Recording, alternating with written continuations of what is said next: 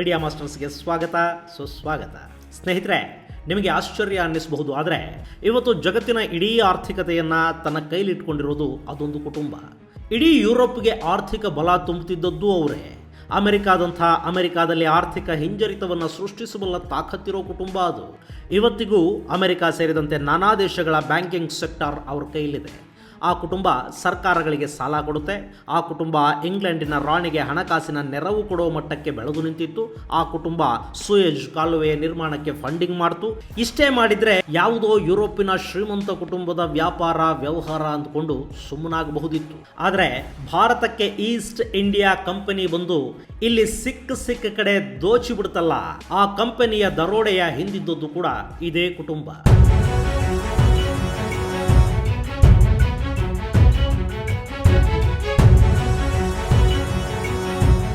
East India ಕಂಪನಿಗೆ ಹಣಕಾಸಿನ ಸಹಾಯ ಮಾಡಿದ್ದು, ಭಾರತದಲ್ಲಿನ ಕೈಗಾರಿಕೆಗಳನ್ನು ನಾಶ ಮಾಡಿದ್ದು, ಇಲ್ಲಿನ ಅಗಾಧ ಪ್ರಮಾಣದ ಚಿನ್ನವನ್ನು ಹೊತ್ತೊಯ್ದಿದ್ದು, ಚೀನಾದಲ್ಲಿ ಓಪಿಎಂ ಯುದ್ಧಗಳಾಗೋದಕ್ಕೆ ಕಾರಣವಾಗಿದ್ದು ಅಷ್ಟೇ ಯಾಕೆ, ಇವತ್ತು ನಾವು ಓದ್ತಿರೋ ಭಾರತೀಯ ಪುರಾಣಗಳಲ್ಲಿ ಯಾವತ್ತಿಗೂ ಇಲ್ಲದ ಕಸವನ್ನು ತುಂಬಿ ಸುಳ್ಳು ಕಥೆಗಳ ಮೂಲಕ ನಮ್ಮ ಸಂಸ್ಕೃತಿಯನ್ನೇ ಭ್ರಷ್ಟಗೊಳಿಸೋದಕ್ಕೆ ಯತ್ನ ಮಾಡಿದ್ದು ಕೂಡ ಅದೇ ಕುಟುಂಬ. ಹೀಗಾಗಿನೇ ಅವ್ರ ಬಗ್ಗೆ ನಾವು ತಿಳ್ಕೊಳ್ಳೇಬೇಕಾಗಿದೆ. ಗೆಳೆಯರೆ, ಇವ್ರ ಬಗ್ಗೆ ನಿಮಗೆ ಹೇಳಬೇಕು ಅನ್ನೋ ಕಾರಣಕ್ಕಾಗಿನೇ ಈ ಹಿಂದಿನ ವಿಡಿಯೋದಲ್ಲಿ ಜಗತ್ತಿನ ಅಘೋಷಿತ ಶ್ರೀಮಂತರ ಬಗ್ಗೆ ತಿಳಿಸೋ ಮೂಲಕ ಒಂದು ಚಿಕ್ಕ ಪೀಠಿಕೆಯನ್ನು ಹಾಕಿದ್ದೆ. ಆ ಪಟ್ಟಿಯಲ್ಲಿದ್ದವರೆಲ್ಲರನ್ನ ಮೀರಿಸುವ, ಇಡೀ ಜಗತ್ತನ್ನ ತಮ್ಮ ವ್ಯಾಪಾರಿ ಬುದ್ಧಿ ಹಾಗೂ ಹಣದ ಮೂಲಕವೇ ಹಿಡಿದಿಟ್ಟುಕೊಂಡು ಜಗತ್ತಿನ ನಾನಾ ದೇಶಗಳ ರಾಜಕೀಯ, ಸಂಸ್ಕೃತಿ, ಜನಜೀವನ, ಆರ್ಥಿಕ ಪರಿಸ್ಥಿತಿಗಳ ಜೊತೆ ಇವತ್ತಿಗೂ ಆಡ್ತಾ ಇರುವ ಆ ಕುಟುಂಬವನ್ನ ಚಿಲ್ಡ್ ಅಥವಾ ರಾಚ್ಚಿಲ್ಡ್ ಕುಟುಂಬ ಅಂತ ಕರೀತಾರೆ. ಅದು 1760 ಸಮಯ. ಅವತ್ತಿನ ಹೋಲಿ ರೋಮನ್ ಸಾಮ್ರಾಜ್ಯದ ಭಾಗವಾಗಿದ್ದ ಜರ್ಮನಿಯ ಫ್ರಾಂಕ್ಫರ್ಟ್ ಅಲ್ಲಿ ಬ್ಯಾಂಕಿಂಗ್ ವ್ಯವಹಾರವೊಂದು ಆರಂಭಗೊಂಡಿತ್ತು. ಅದನ್ನು ಶುರು ಮಾಡಿದ್ದು 26 ವರ್ಷದ ಯುವಕ ಮೇಯರ್ ಆಮ್ಶೆಲ್ ರೋಚ್ಚಿಲ್ಡ್. ಈ ಮೇಯರ್ ರೋಚ್ಚಿಲ್ಡ್ ಹುಟ್ಟಿದ್ದು 1744ರಲ್ಲಿ. ತನ್ನ 12ನೇ ವಯಸ್ಸಿಗೆ ತಂದೆ ತಾಯಿಯನ್ನ ಕಳ್ಕೊಂಡ ಹುಡುಗ ಫ್ರಾಂಕ್ಫರ್ಟ್ನಲ್ಲಿದ್ದ ರೆಡ್ ಶೀಲ್ಡ್ ಮನೆಯಲ್ಲಿ ಉಳ್ಕೊಂಡಿದ್ದ. ಈ ರೆಡ್ ಶೀಲ್ಡ್ ಅನ್ನೋದೇ ರಾಚ್ಚಿಲ್ಡ್ ಆಯಿತು. ಹೀಗಾಗಿ ಆ ಮನೆಯಲ್ಲಿದ್ದವರನ್ನ ರಾಚ್ಚಿಲ್ಡ್ ಅನ್ನೋ ಸರ್ನೇಮಿನಿಂದ ಕರೆಯಲಾಗ್ತಾ ಇತ್ತು. ಈ ರಾಚ್ಚಿಲ್ಡ್ ಕುಟುಂಬದ ಕಥೆ ಆರಂಭವಾಗೋದು 1577ರಲ್ಲಿ. ಆದರೆ ಈ ಕುಟುಂಬಕ್ಕೊಂದು ಗೌರವ, ಅದಕ್ಕೊಂದು ಹೆಸರು, ಅಪಾರವಾದ ಶ್ರೀಮಂತಿಕೆ, ಇಡೀ ವಿಶ್ವದ ವಾಣಿಜ್ಯ ಕ್ಷೇತ್ರದ ಮೇಲೆ ಹಿಡಿತಾ ಇದೆಲ್ಲ ಪ್ರಾಪ್ತವಾಗಿದ್ದು ಮಾತ್ರ 1760ರ ನಂತರ. ಅದಕ್ಕೆ ಕಾರಣ ಈ ಮೇಯರ್ ರಾಚ್ಚಿಲ್ಡ್ ಅನ್ನೋ ಯುವಕನ ದೂರದೃಷ್ಟಿ ಮತ್ತು ನಿರ್ದಯಿ ವ್ಯಾಪಾರಿ ಗುಣ. ಮೇಯರ್ 13ನೇ ವಯಸ್ಸಿನಿಂದಲೇ ವ್ಯವಹಾರ ರಂಗಕ್ಕೆ ಧುಮುಕಿದ್ದ. ಆರಂಭದಲ್ಲಿ ಮನಿ ಎಕ್ಸ್ಚೇಂಜರ್ ಆಗಿ ಕೆಲಸ ಮಾಡ್ತಿದ್ದ ಮೇಯರ್ ಬೇರೆ ಬೇರೆ ದೇಶಗಳ ಹಣವನ್ನ ಬದಲಾಯಿಸೋ ವ್ಯವಹಾರ ಶುರು ಮಾಡಿದ. ಅದು ಇವತ್ತು ವಿದೇಶಿ ಕರೆನ್ಸಿಯನ್ನ ಆಯಾ ದೇಶದ ಕರೆನ್ಸಿಗೆ ಬದಲಾಯಿಸೋ ವ್ಯವಹಾರ ಇದೆಯಲ್ಲ, ಅದೇ ಥರದ ವ್ಯವಹಾರ ಈ ಮೇಯರ್ ರಾಚ್ಚಿಲ್ಡ್ ಮಾಡ್ತಾ ಇದ್ದದ್ದು. ಅದರಿಂದ ಒಳ್ಳೆ ಆದಾಯ ಆಯಿತು. ಹೇಳಿ ಕೇಳಿ ಈ ಜಿಯೋಗಳು ಉತ್ತಮ ವ್ಯಾಪಾರಿಗಳು, ಹೊಸ ರೀತಿಯ ವ್ಯಾಪಾರದ ಅನ್ವೇಷಣೆಗಳಲ್ಲಿ ನಿಷ್ಣಾತರು.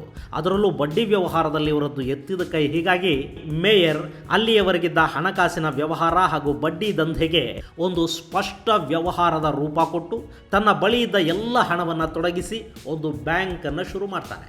ಕೆಲವೇ ವರ್ಷಗಳಲ್ಲಿ ಅವನ ಬ್ಯಾಂಕ್ ದೊಡ್ಡದಾಗಿ ಬೆಳೆದುಬಿಡ್ತು. ಅವನ ಬೆನ್ನಿಗೆ ಅವತ್ತು ಜರ್ಮನಿಯ ಸಾಮ್ರಾಟ ವಿಲಿಯಂ ನಿಂತಿದ್ದರಿಂದ ಬ್ಯಾಂಕಿಂಗ್ ಉದ್ಯಮ ಯಶಸ್ವಿನೂ ಆಯಿತು. ಅಲ್ಲಿಂದಾಚೆ ರಾಚ್ಚಿಲ್ಡ್ನ ಫ್ಯಾಮಿಲಿಯನ್ನ ಬ್ಯಾಂಕಿಂಗ್ ಫ್ಯಾಮಿಲಿ ಅಂತಲೇ ಕರೆಯಲಾಯಿತು.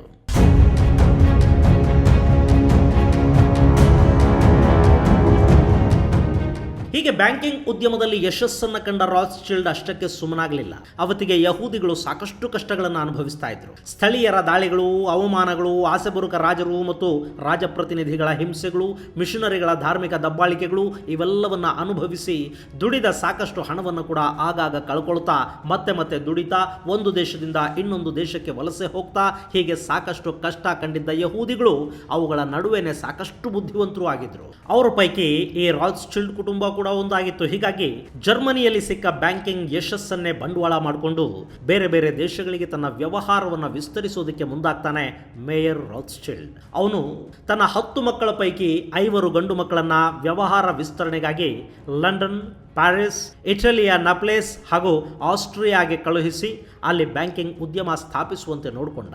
ದೊಡ್ಡ ಮಗನನ್ನ ತನ್ನ ಬಳಿಯಲ್ಲೇ ಉಳಿಸಿಕೊಂಡು ಜರ್ಮನಿಯಲ್ಲಿ ಕೂಡ ಬಿಸ್ನೆಸ್ ಅನ್ನ ಇಂಪ್ರೂವ್ ಮಾಡಿದ. 1798ರ ಹೊತ್ತಿಗಾಗಲೇ ಲಂಡನ್ನಲ್ಲಿದ್ದ ರಾಟ್ಸ್ಚಿಲ್ಡ್ನ 3ನೇ ಮಗ ಮತ್ತು ಅವನ ಅತ್ಯಂತ ಯಶಸ್ವಿ ಸಕ್ಸಸರ್ ಆಗಿದ್ದ ನಥನ್ ಮೇಯರ್ ರಾಟ್ಸ್ಚಿಲ್ಡ್ ಬ್ರಿಟನ್ನಲ್ಲಿ ಬೇರೆ ಬೇರೆ ವ್ಯವಹಾರಕ್ಕೆ ಕೈ ಹಾಕ್ತಾನೆ. ಅವನು ಅಲ್ಲಿ ಅವತ್ತಿಗೆ 20,000 ಪೌಂಡುಗಳಷ್ಟು ಮೂಲ ಬಂಡವಾಳದೊಂದಿಗೆ, ಅಂದರೆ ಇವತ್ತಿಗೆ 2.1 ಮಿಲಿಯನ್ ಪೌಂಡುಗಳಷ್ಟು ದೊಡ್ಡ ಮೊತ್ತದೊಂದಿಗೆ ಟೆಕ್ಸ್ಟೈಲ್ ಇಂಡಸ್ಟ್ರಿಯನ್ನು ಶುರು ಮಾಡಿದ. ಅದಕ್ಕೆ ಕಾರಣ ಕೂಡ ಇತ್ತು. ಅವತ್ತಿಗಾಗಲೇ ಭಾರತದಲ್ಲಿ ಬೇರು ಬಿಡೋದಕ್ಕೆ ಶುರು ಮಾಡಿದ್ದ ಬ್ರಿಟಿಷ್ ಈಸ್ಟ್ ಇಂಡಿಯಾ ಕಂಪನಿ ಇಲ್ಲಿ ಡಚ್ಚರ ಜೊತೆ ಕಾಂಪಿಟೇಷನ್ಗೆ ನಿಂತ್ಕೊಳ್ಳೋ ಬದಲು ಬೇರೆಯದ್ದೇ ವ್ಯವಹಾರವನ್ನು ಶುರು ಮಾಡಿತ್ತು. ಅವರು ಸಾಂಬಾರು ಪದಾರ್ಥಗಳಿಗಿಂತ ಹೆಚ್ಚಾಗಿ ಭಾರತದ ಟೆಕ್ಸ್ಟೈಲ್ ಇಂಡಸ್ಟ್ರಿ ಮೇಲೆ ಬಿದ್ದಿದ್ರು. ಇಲ್ಲಿನ ಹತ್ತಿ, ಮಸ್ಲಿನ್ ಬಟ್ಟೆಗಳ ವ್ಯಾಪಾರ ಶುರು ಮಾಡಿದ್ರು. ಈ ಈಸ್ಟ್ ಇಂಡಿಯಾ ಕಂಪನಿಯ ಮೇಲೆ ಬಂಡವಾಳ ಹೂಡಿದ್ದ ನಥನ್ ರಾಟ್ಸ್ಚಿಲ್ಡ್ ಇಂಗ್ಲೆಂಡಲ್ಲಿ ತನ್ನದೇ ಆದ ಕಾಟನ್ ಇಂಡಸ್ಟ್ರಿ ತೆಗೆದ. ಅದು ಭಾರತೀಯ ಕೈಮಗ್ಗಗಳ ಉದ್ಯಮವನ್ನ ಸಂಪೂರ್ಣವಾಗಿ ನಾಶ ಮಾಡಿ ಬಟ್ಟೆ ವ್ಯಾಪಾರದಲ್ಲಿ ಏಕಸ್ವಾಮ್ಯವನ್ನ ಸ್ಥಾಪಿಸುವಂತೆ ಮಾಡಿತು. ಭಾರತದಿಂದ ರಾ ಮೆಟೀರಿಯಲ್ ತಂದು ಇಲ್ಲಿ ಬಟ್ಟೆಗಳನ್ನು ತಯಾರು ಮಾಡಿ ಅದನ್ನ ಮತ್ತೆ ಭಾರತ ಸೇರಿದ ಹಾಗೆ ವಿಶ್ವದ ನಾನಾ ದೇಶಗಳಲ್ಲಿ ಮಾರಾಟ ಮಾಡುವ ಮೂಲಕ ಈ ನಥನ್ ರಾಟ್ಸ್ಚಿಲ್ಡ್ ಶ್ರೀಮಂತನಾಗ್ತಾ ಹೋದ. ಅವನು ಅತ್ಯಂತ ಮಹತ್ವಾಕಾಂಕ್ಷಿಯಾಗಿದ್ದ. ಹೀಗಾಗಿ ತನ್ನ 3 ಸಹೋದರರೊಂದಿಗೆ ಸೇರಿ ಒಂದು ಅಗ್ರಿಮೆಂಟ್ ಮಾಡಿಕೊಂಡು ಬೇರೆ ಬೇರೆ ಉದ್ಯಮಗಳನ್ನು ಸ್ಥಾಪನೆ ಮಾಡಿದ. ಬ್ಯಾಂಕಿಂಗ್ ಕೂಡ ಆರಂಭ ಆಯಿತು. ಈಸ್ಟ್ ಇಂಡಿಯಾ ಕಂಪನಿಗೆ ಸೇನೆ ಹಾಗೂ ವ್ಯಾಪಾರಕ್ಕಾಗಿ ಬಂಡವಾಳವನ್ನು ಸಾಲದ ರೂಪದಲ್ಲಿ ಕೊಟ್ಟ. 1811ರ ಹೊತ್ತಿಗೆ ಈ ಕುಟುಂಬ ಯುರೋಪಲ್ಲಿ ಅತಿ ದೊಡ್ಡ ಶ್ರೀಮಂತ ಕುಟುಂಬವಾಗಿ ಹೆಸರು ಮಾಡಿತು. ಈ ಮಧ್ಯೆ ಫ್ರಾನ್ಸ್ನಲ್ಲಿ ನೆಪೋಲಿಯನ್ನ ಕ್ರಾಂತಿ ಶುರುವಾಯಿತು. ಅದಕ್ಕೆ ಧನ ಸಹಾಯ ಮಾಡಿದ್ದು ಕೂಡ ಈ ರಾಟ್ಸ್ಚಿಲ್ಡ್ ಕುಟುಂಬ ಅಂತ ಹೇಳಲಾಗುತ್ತೆ. ಮತ್ತೊಂದು ಕಡೆ 1813ರಿಂದ 1815ರವರೆಗೆ ನಡೆದ ನೆಪೋಲಿಯನ್ ಮತ್ತು ಬ್ರಿಟಿಷರ ನಡುವಿನ ವಾಟರ್ಲೂ ಕದನದ ಸಂದರ್ಭದಲ್ಲಿ ನಥನ್ ರಾಟ್ಸ್ಚಿಲ್ಡ್ ಬ್ರಿಟಿಷರಿಗೆ ಹಣ ಸಹಾಯ ಮಾಡಿದ ಅಂತ ಆವತ್ತಿನ ಇತಿಹಾಸಕಾರರು ದಾಖಲಿಸ್ತಾರೆ. ಅವತ್ತಿನ ಕಾಲಕ್ಕೆ 9.8 ಮಿಲಿಯನ್ ಪೌಂಡುಗಳು ಅಂದರೆ ಇವತ್ತಿಗೆ ಸುಮಾರು 869 ಮಿಲಿಯನ್ ಪೌಂಡುಗಳಷ್ಟು ಹಣವನ್ನು ಬ್ರಿಟಿಷರಿಗೆ ಕೊಟ್ಟಿದ್ದಂತೆ ಈ ನಥನ್.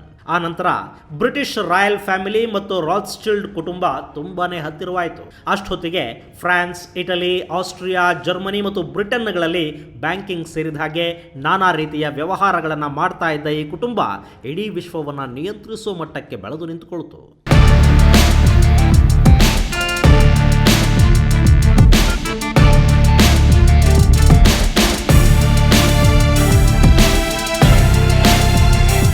ಅವತ್ತಿಗೆ ಬ್ರಿಟನ್ ಸಾಮ್ರಾಜ್ಯ ಸೂರ್ಯ ಮುಳುಗದ ಸಾಮ್ರಾಜ್ಯ ಅನ್ನಿಸ್ಕೊಂಡಿದ್ರೆ ಅದಕ್ಕೆ ಹಣಕಾಸಿನ ಪೂರೈಕೆ ಮಾಡ್ತಿದ್ದ ನಥನ್ ರಾಟ್ಸ್ಚಿಲ್ಡ್ ತಾನು ಸೂರ್ಯ ಮುಳುಗದ ಸಾಮ್ರಾಜ್ಯವನ್ನು ಕೂಡ ಆಳುವ ಶಕ್ತಿವಂತ ಅಂತ ಹೇಳ್ಕೊಂಡಿದ್ದ. ಸ್ಕಾಟಿಷ್ ಮೂಲದ ಇತಿಹಾಸಕಾರ ನೀಲ್ ಫರ್ಗ್ಯೂಸನ್ ಅವತ್ತಿಗೆ ಯುದ್ಧದ ಸಂದರ್ಭದಲ್ಲಿ ಹಣಕಾಸಿನ ನೆರವು ನೀಡ್ತಾ ರಾಟ್ಸ್ಚಿಲ್ಡ್ ಕುಟುಂಬ ತಮ್ಮ ಅಸ್ತಿತ್ವವನ್ನು ಪ್ರಬಲವಾಗಿ ಸ್ಥಾಪಿಸಿತ್ತು ಅಂತ ಬರೀತಾನೆ. ಬ್ಯಾಂಕಿಂಗ್, ಬಟ್ಟೆ ವ್ಯಾಪಾರದ ನಂತರ ಅವರು ಕೈ ಹಾಕಿದ್ದು ಟೀ ವ್ಯವಹಾರಕ್ಕೆ. ಅವತ್ತಿಗಾಗಲೇ ಬ್ರಿಟನ್ ಸೇರಿದ ಹಾಗೆ ಯುರೋಪ್ನ ದೇಶಗಳು ಚೀನಾದ ಚಹಾಗೆ ಹುಚ್ಚೆದ್ದು ಅಡಿಕ್ಟ್ ಆಗಿದ್ದು. ಅದಕ್ಕೆ ಸಿಕ್ಕಾಪಟ್ಟೆ ಬೇಡಿಕೆ ಇತ್ತು. ಆದರೆ ಚೀನಾ ಚಹಾ ಮಾರಾಟಕ್ಕೆ ಬೆಳ್ಳಿಯ ರೂಪದಲ್ಲಿ ಬೆಲೆ ಪಡಿತಾ ಇತ್ತು. ಹೀಗಾಗಿ ಬೆಳ್ಳಿಯನ್ನ ಬೇರೆ ಕಡೆಯಿಂದ ಆಮದು ಮಾಡಿಕೊಂಡು ಅದನ್ನ ಬಳಸಿ ಚಹಾ ಖರೀದಿ ಮಾಡೋದು ಲಾಭದಾಯಕವಲ್ಲ ಅನ್ನಿಸಿದಾಗ ಚೀನಾದಲ್ಲಿ ಅಕ್ರಮವಾಗಿ ಓಪಿಯಂ ಮಾರಾಟ ಮಾಡಿಸೋದಕ್ಕೆ ಮುಂದಾಯಿತು ಈಸ್ಟ್ ಇಂಡಿಯಾ ಕಂಪನಿ. ಆ ಕುಕೃತ್ಯದ ಹಿಂದಿದ್ದವರು ಕೂಡ ಇದೇ ರಾಟ್ಸ್ಚಿಲ್ಡ್ ಕುಟುಂಬದವರೇ.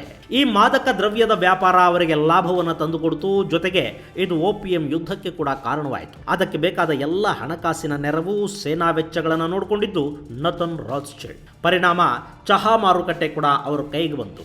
ಅದು ಸಾಕಷ್ಟು ಲಾಭವನ್ನು ತಂದುಕೊಡ್ತು. ಇವತ್ತು ಈ ಕುಟುಂಬ financial service, real estate, energy, insurance, mining, wine making, non profit organisations, ಕೃಷಿ ಸೇರಿದ ಹಾಗೆ ಸಾಕಷ್ಟು ಕಡೆಗಳಲ್ಲಿ ಇನ್ವೆಸ್ಟ್ಮೆಂಟ್ಗಳನ್ನು ಮಾಡಿದ್ದಾರೆ. ಈ ಫ್ಯಾಮಿಲಿಯ ಹಣಕಾಸು, ಸಂಪತ್ತು, ವ್ಯಾಪಾರ ಬೆಳೀತಾ ಹೋಗ್ತಿದ್ದಂತೆ ಕುಟುಂಬದ ಆಸ್ತಿ ಎಲ್ಲೂ ಹೋಗಬಾರದು ಅನ್ನೋ ಕಾರಣಕ್ಕೆ ಮೇಯರ್ ರಾಟ್ಸ್ಚಿಲ್ಡ್ ಬದುಕಿದ್ದಾಗಲೇ ಅಂತರ ಕುಟುಂಬ ವಿವಾಹಗಳನ್ನು ಪ್ರೋತ್ಸಾಹಿಸಲಾಯಿತು. ಕಿಸ್ ಯುವರ್ ಕಸಿನ್ ಅನ್ನೋ ಕಾನ್ಸೆಪ್ಟ್ ಅನ್ನ ತನ್ನ ಕುಟುಂಬದಲ್ಲಿ ತಂದ ಮೇಯರ್ ಒಳ ಸಂಬಂಧಗಳಲ್ಲೇ ವಿವಾಹ ನಡೆಯೋ ಹಾಗೆ ನೋಡಿಕೊಂಡ. ಆ ಮೂಲಕ ಸಂಪತ್ತು ಕುಟುಂಬವನ್ನ ಬಿಟ್ಟು ಎಲ್ಲೂ ಹೊರ ಹೋಗದಂತಾಯಿತು. ಇಲ್ಲಿ ಬೆರಳೆಣಿಕೆಯಷ್ಟು ಮಂದಿಯನ್ನ ಹೊರತುಪಡಿಸಿದ್ರೆ ಇವತ್ತಿಗೂ ಕೂಡ ಆ ಕುಟುಂಬದ ಹೆಣ್ಣು ಮಕ್ಕಳನ್ನ ಹೊರಗಿನ ಸಂಬಂಧಗಳಿಗೆ ಕೊಟ್ಟಿಲ್ಲ. ಅದು ಎಷ್ಟರ ಮಟ್ಟಿಗಲ್ಲಿ ಒಳಗಿನ ಮದುವೆಗಳಾಗಿವೆ ಅಂದರೆ ಈ ನಥನ್ ರಾತ್ಸ್ಚಿಲ್ಡ್ ತನ್ನ ಅಣ್ಣನ ಮಗಳನ್ನ ಮದುವೆಯಾಗಿದ್ದಂತೆ. ಇನ್ನು ಈ ಕುಟುಂಬ ಸಾಕಷ್ಟು ಕಾನ್ಸ್ಪಿರಸಿ ಥಿಯರಿಗಳ ಜೊತೆ ಥಳಕ್ ಹಾಕೊಂಡಿದೆ. 1776ರಲ್ಲಿ ಬವೇರಿಯಾದಲ್ಲಿ ಆರಂಭವಾದ ಬವೇರಿಯನ್ ಇಲ್ಯುಮಿನಿಟಿ ರಹಸ್ಯ ಸಂಘಟನೆಯ ಹಿಂದೆ ಈ ರಾತ್ಸ್ಚಿಲ್ಡ್ ಮೇಯರ್ ನೆರಳಿತ್ತು ಅಂತ ಹೇಳಲಾಗತ್ತೆ. ಹಾಗೆಯೇ ಇಸ್ರೇಲ್ ಸ್ಥಾಪನೆ ಹಾಗೂ ಯಹೂದಿ ಧರ್ಮಕ್ಕೆ ಸಂಬಂಧಿಸಿದ ಸಾಕಷ್ಟು ಕಾನ್ಸ್ಪಿರಸಿಗಳಲ್ಲಿ ಕೂಡ ಈ ಕುಟುಂಬದ ಹೆಸರು ಕೇಳಿಬರುತ್ತೆ. ಇನ್ನು ಮುಖ್ಯವಾಗಿ ಇವರ ಹೆಸರು ಕೇಳಿಬಂದಿದ್ದು ಭಾರತದ ಧರ್ಮಗ್ರಂಥಗಳ ಮೇಲೆ ನಡೆದ ಅಪಚಾರದ ವಿಷಯದಲ್ಲಿ. ಇಲ್ಲಿನ ಸಂಸ್ಕೃತ ಗ್ರಂಥಗಳನ್ನು ಇಂಗ್ಲಿಷ್ ಹಾಗೂ ಜರ್ಮನಿ ಭಾಷೆಗೆ ತರ್ಜುಮೆ ಮಾಡಿಸಿದ್ದರ ಹಿಂದೆ ಈ ರಾತ್ಸ್ಚಿಲ್ಡ್ ಹಾಗೂ ಇಲ್ಯುಮಿನಿಟಿ ಸಂಘಟನೆಗಳಿದ್ವು. ಇನ್ನು 1830ರಲ್ಲಿ ಶುರುವಾದ ಮಾರ್ಮೋನಿಸಂ ಅನ್ನೋ ಕ್ರೈಸ್ತರಲ್ಲಿನ ವಿಭಿನ್ನ ಪಂಥದ ಸ್ಥಾಪನೆಯ ಹಿಂದೆ ಕೂಡ ರಾತ್ಸ್ಚಿಲ್ಡ್ಗಳ ನೆರಳಿತ್ತು ಅಂತ ಹೇಳಲಾಗತ್ತೆ. ಅಂದರೆ ತಮ್ಮ ವಿಲಕ್ಷಣ ಹಾಗೂ ರಹಸ್ಯ ಯೋಜನೆಗಳ ಮೂಲಕ ಹಿಂದೂ, ಕ್ರೈಸ್ತ, ಇಸ್ಲಾಂ ಸೇರಿದ ಹಾಗೆ ಎಲ್ಲ ಪಂಥಗಳಲ್ಲೂ ವಿಚಿತ್ರವಾದ ರೆಬಲಿಯನ್ ಪಂಥಗಳನ್ನು ಹುಟ್ಟುಹಾಕಿದ್ದು, ವಿಲಕ್ಷಣ ಸಾಹಿತ್ಯವನ್ನು ಸೃಷ್ಟಿಸೋದಕ್ಕೆ ನಡೆದ ಪ್ರಯತ್ನಗಳ ಹಿಂದೆ ಈ ಕುಟುಂಬದ ಕೈವಾಡವನ್ನು ಆರೋಪಿಸಲಾಗುತ್ತೆ. ಭಾರತೀಯ ವೇದಗಳನ್ನು, ಇಲ್ಲಿನ ಪುರಾಣಗಳನ್ನು ಭಾಷಾಂತರಗೊಳಿಸಿದ ಮ್ಯಾಕ್ಸ್ ಮುಲ್ಲರ್ ಮೇಲೆ ರಾತ್ಸ್ಚಿಲ್ಡ್ಗಳ ಪ್ರಭಾವ ಇತ್ತು ಮತ್ತು ಆ ಕಾರ್ಯಕ್ಕಾಗಿ ರಾತ್ಸ್ಚಿಲ್ಡ್ ಕುಟುಂಬದ ನಾನ್ ಪ್ರಾಫಿಟ್ ಆರ್ಗನೈಸೇಷನ್ ಫಂಡಿಂಗ್ ಮಾಡಿತ್ತು ಅಂತ ಹೇಳಲಾಗುತ್ತೆ. ಆರ್ಯ ದ್ರಾವಿಡ ಸಿದ್ಧಾಂತವನ್ನ ಹೇರಿ ಭಾರತವನ್ನ ಒಡೆಯೋದರ ಹಿಂದೆ ಅಷ್ಟೇ ಯಾಕೆ, ಭಾರತೀಯ ವೇದಗಳು ರಚನೆಯಾದ ಸಮಯ, ಬಿಗ್ ಬ್ಯಾಂಗ್ ಥಿಯರಿ ಸೇರಿದ ಹಾಗೆ ಸಾಕಷ್ಟು ವಿಷಯಗಳಲ್ಲಿ ಹಳೆ ಒಡಂಬಡಿಕೆಯ ನಂಬಿಕೆಗಳನ್ನ ಹೇರೋ ರೀತಿಯಲ್ಲಿ ರಿಸರ್ಚ್ ಹೆಸರಿನ ನಾಟಕಗಳಿಗೆ ಫಂಡ್ ಮಾಡಿದ್ದು ಕೂಡ ಇದೇ ಸಂಸ್ಥೆ ಅನ್ನೋದು ಅವರ ಬಗೆಗಿನ ಕಾನ್ಸ್ಪಿರಸಿ ಥಿಯರಿಗಳ ಪೈಕಿ ಒಂದು.